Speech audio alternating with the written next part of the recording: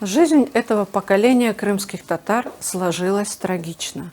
Это поколение людей, обожженных войной, депортацией. Поколение тех, кто сталкивался с несправедливостью буквально на каждом шагу, только на том основании, что родился крымским татарином.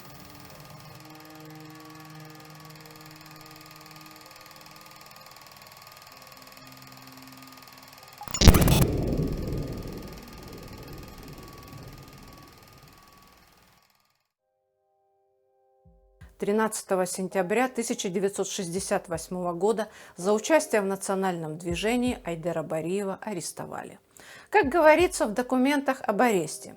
4 июля 1968 года заместителем прокурора Узбекской ССР возбуждено уголовное дело по факту изготовления и распространения документов, в которых содержатся заведомо ложные измышления, порочащие советский государственный и общественный строй.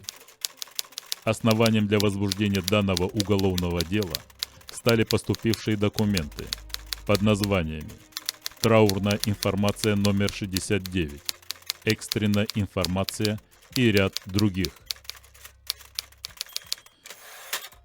Ролан Кадыев, группа была сильная вообще в тот период. Ролан написал, в частности, 69-70 информации непосредственно, а потом 71-ю, 72-ю, 73-ю уже, как говорится, писали при мне, потому что я в основном, руководил, куда ходить, что делать, чем заниматься. Вот. Наша задача была отстоять права нашего народа. Но не только написание документов вменялось в вину Бариеву. В обвинительном заключении ему припомнили и другие эпизоды. Бариеву инкриминировалось, в частности, что 24 марта 1968 года на окраине Черчака, в районе Комсомольского моста, на состоявшемся незаконном сборище татар в присутствии 400 человек он зачитал информацию номер 64, в которой содержится злостная клевета на национальную политику советского государства. Что в мае 1968 года Бариев составил информацию номер 67, в которой заведомо ложно описал проводимые действия административных органов по наведению порядка, нарушенного в городе Черчике 21 апреля 1968 года группой хулиганствующих элементов из числа граждан татарской национальности, что в августе 1968 года Бариевым была составлена информация номер 72 и им же размножена на пишущей машинке. Вместе с Айдером на скамье подсудимых было еще 9 крымских татар. Так мы в КГБ и просидели почти 9, не почти, а 9 с лишним месяцев. Вот. Пока следствие велось, прочее. Потом попали в Таш-тюрьму, с Таш-тюрьмы нас на суд.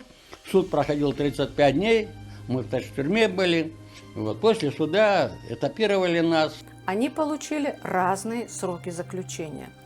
Бариева судебная коллегия по уголовным делам Верховного суда Узбекской ССР приговорила к 1,5 годам лишения свободы. Приехали в лагерь.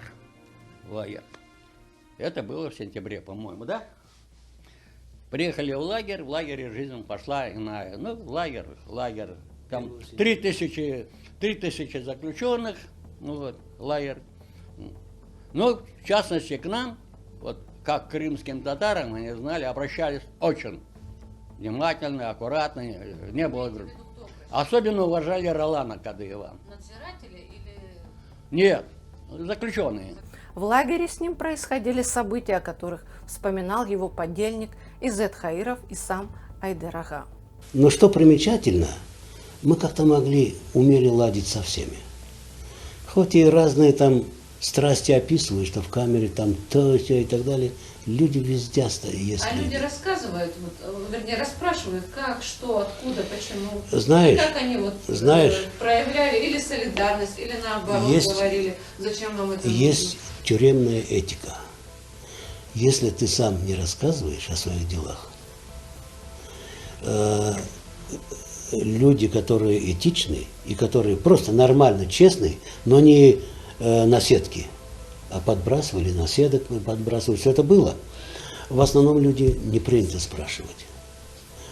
Но в то же время, когда ты сам чувствуешь, что люди всегда хотят знать, что за человек, да? Сам, там говорят, по какой статье. Самое большее, что могут спросить. А как там было, чего и так далее, вот не спрашивают. Если ты сам считаешь нужным разговаривать, говоришь. Нет, значит нет. Значит, тебе так надо. Так надо. А нам-то что скрывать? Мы рассказывали, как есть. Все как есть. Наоборот, да еще агитационное поле. В тюрьме практически почти все друг другу сочувствуют. Потому что они все там, братья по несчастью, оказались в ограниченном пространстве. И поэтому я еще не видел такого, который сказал бы, правильно сделали, что посадили тебя. Однажды в лагере Айдера сильно избили. Относились к нам очень хорошо, и не только наши. К нам относились с уважением, и вообще вся зона. Там было несколько случаев, когда наша группа выступила, во-первых, за наших крымских татар. Там, это особый разговор, связанный с Бариевым Айдером. Его сильно избили. Прямо при всем лагере избивал его один надзиратель. Вечером производился съем, и всех собирали в одно место, внутри зоны, выстраивали всех. И до последнего человека пока не найдут, не приведут, а опоздавших, если больше 5 минут опоздали, могли тех избить до полусмерти. Вот Айдера однажды такая участь постигла. Чуть его не объявили сбежавшим. А он всего лишь навсего, он до чего добросовестный человек. Бригада побросает все свои инструменты и идет уже на сборы. А этот ходит за ними, подбирает их ломы, лопатки, все складывает в коптерку закрывает, ключ с собой берет. Он бригадир? Он был звеневой. Вот из-за того, что он на 5 минут задержался, потому что один кинул свой лом где-то в траншеи, а он не находит. Возьми, уйди, да? Нет. Он пока этот лом не разыскал, не нашел, не поставил на месте. Вот мы, крымские татары, вот этим всегда отличаемся. И вот за это поплатился Айдер. И вот когда его избили, во-первых, на глазах всего лагеря, лагерь молчит, там массовых выступлений боятся, как огня, зэки, потому что за это можно срок схлопотать. А мы, короче говоря, было немедленно составлено 4 экземпляра письма в Главное управление лагерей, Генеральному прокуратуру, в Организацию Объединенных Наций. Мы же любили масштабность. Короче говоря, и что самое страшное, это мы начали бегать по зоне, подписи собирать. Подписи ставить крымские татары, некоторые, правда, не поставили, тоже побоялись, а в основном поставили. И в лагере другие национальности, большинство отказалось, но были, которые поставили. Короче говоря, пока вот эти 4 письма КГБ, последнее письмо в 4 часа ночи с постели не подняли братишку этого Узеира Абдураманова, героя Советского Союза, который в Наваи жил. Брат у него тоже там работал. А все передали через него. Этого уже вычислило КГБ. Последнее письмо пока не отобрали, не документировали, они в покое не оставили никого. Правда, потому что письма не увидели свет. Но зато настолько лагерь был встревожен, и сама ситуация накалена, что вот этого надзирателя с глаз долой убрали, куда-то отправили. Естественно, в другое место, в другой лагерь куда-то. Но мы его больше не видели. И почти на 6 месяцев прекратились побои в лагере.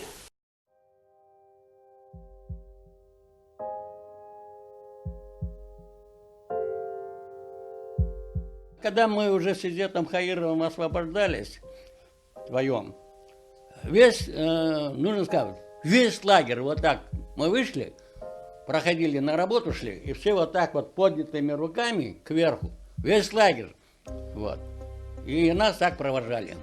У здания колонии, где они отбывали срок, их встречали соотечественники. После освобождения он несколько раз пытался устроиться на работу, однако везде его ждал отказ. Он понял, что напрасно теряет время. Айдер решил уехать из Узбекистана. Он отправился в Крым, в родную деревню, но прописаться там было невозможно. Везде в Крыму дорога для него была закрыта. Крымский татарин. Дальше его путь лежал на Кавказ, вечное прибежище бунтарей и вольнодумцев. В поезде Симферополь-Баку он познакомился с Николаем Борщевым, который уговорил его сойти вместе с ним в городе Прохладный в Кабардино-Балкарии. Поистине мир не без добрых людей. Первое время Айдер жил у Николая, а вскоре нашел жилье, прописался и устроился на работу на завод «Кавказкабель». В Прохладном он прожил 9 лет, а затем отправился в Краснодарский край, где к тому времени существовала община крымских татар. В 1991 году Айдер Бариев перевез на родину маму Мумине-ханум.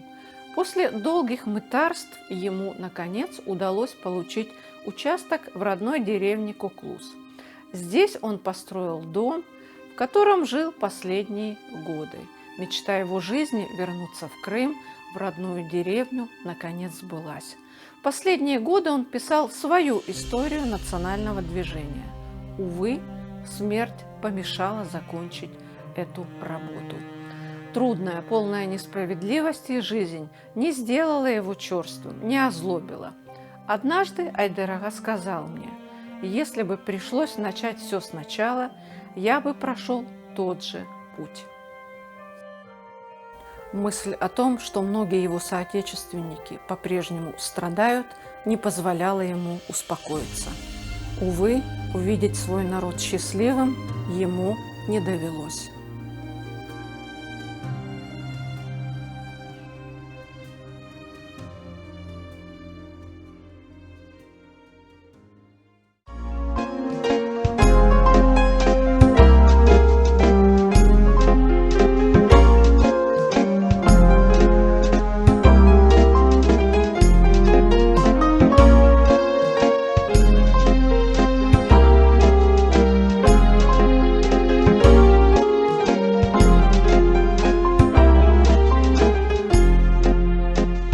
Güzelsin güzel, dağların yüce, yürekte varsın, diz çöker ecel.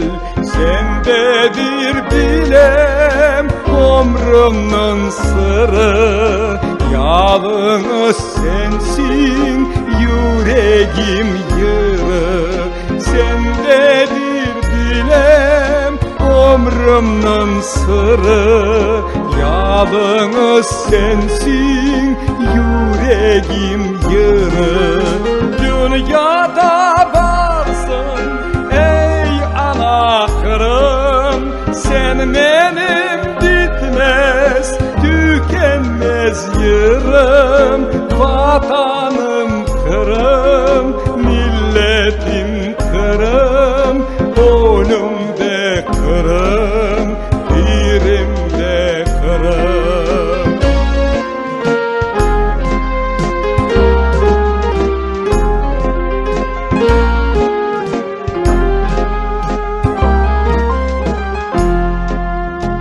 Ağlamak için yaptılar ırım, ezdiler beni ölsün dep yırım. Taktılar lakap, oldum ben Tatar. İstegen beni sağ solga satar. Kovdular yurttan çünkü men Tatar. İstegen beni sağ solga satar. Dünyada varsın ey ana Kırım, sen benim bitmez tükenmez yırım. Vatanım Kırım, milletim Kırım, ölüm kırık